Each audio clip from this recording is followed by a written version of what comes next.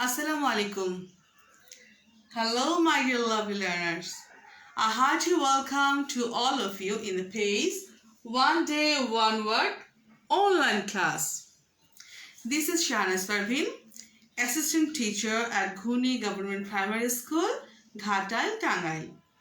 Let's learn one day, one word with fun. This is the motto of this page.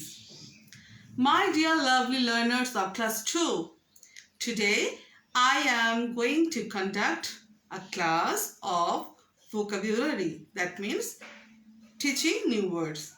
So, my dear students of class 2, please come and sit before me. Take your notebook or khata and pen.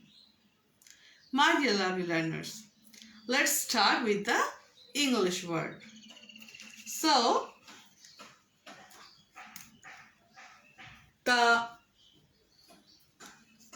my dear lovely learners, today I am going to teach you a new word. Now, just guess, okay? What's this? This is a pen. This is my pen. This is my pen. Okay. But, what's this? What's this? This is a laptop. This is a laptop. It belongs to my school. That means it is our laptop. আমাদের laptop. ঠিক আছে শিক্ষার্থী বন্ধুরা? When one thing is possessed by one, then it is called mine. But when one thing is possessed by many other persons, then it is called our.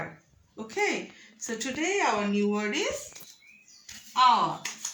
Look at the board. Today the new word is our. I hope you understand the meaning. Our means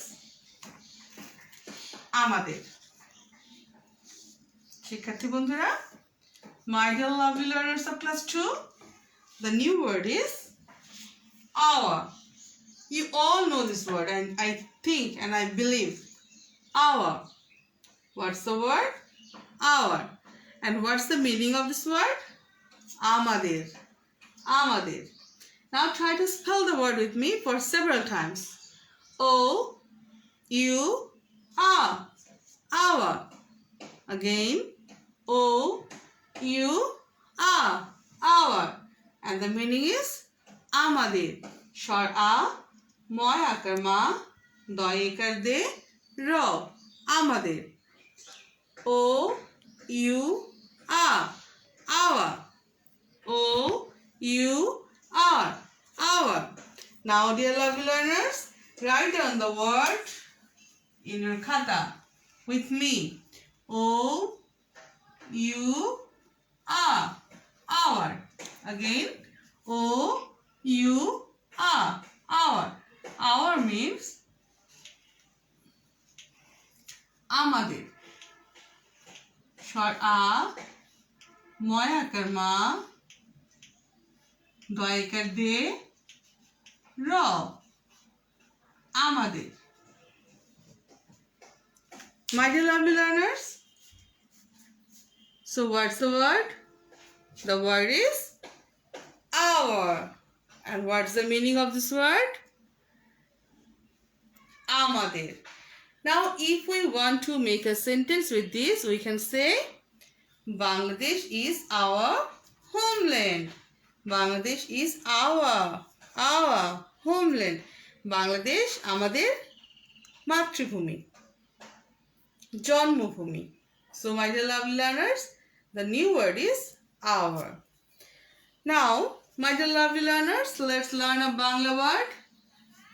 For this, look at the picture, please. ছবিটির দিকে তাকাও.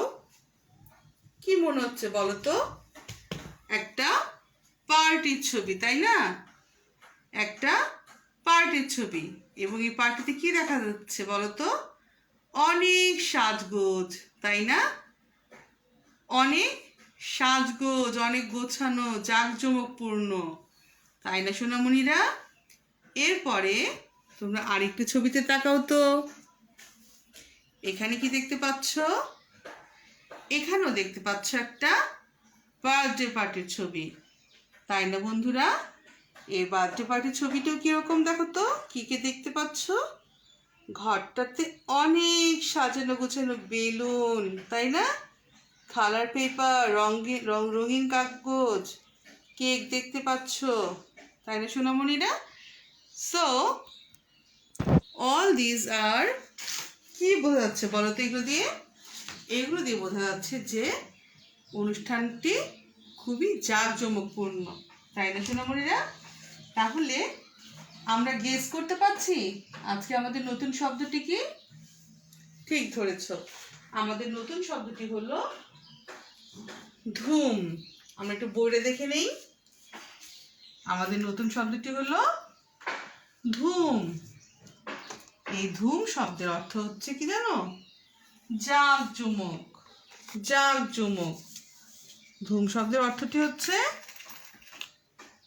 জাঁকজমক। আমরা একটু দেখে নিই বোর্ডে সবাই, হ্যাঁ? ধুম শব্দটির অর্থ জাঁকজমক। নিশ্চয়ই দেখতে পাচ্ছ তোমরা।